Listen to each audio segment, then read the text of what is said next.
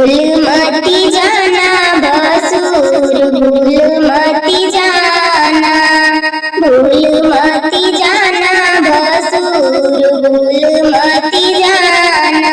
कंगन लेकर आना भसुर कंगन लेकर आना। तेरी हरवा में आह भरूंगी, तेरी टिकाऊ में पतिया जोड़ूंगी। तेरी हरवा में आह भरूंगी, तेरी टिकाऊ में पतिया जोड़ूंगी।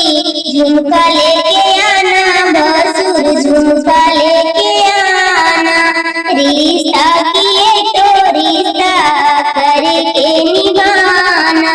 भूल मती जाना ससुर भूल मती जाना। कंगन लेके आना भसुर पायल लेके आना। तेरी हरवा में आह भरूंगी, तेरी झुमका में पतिया जोड़ूंगी।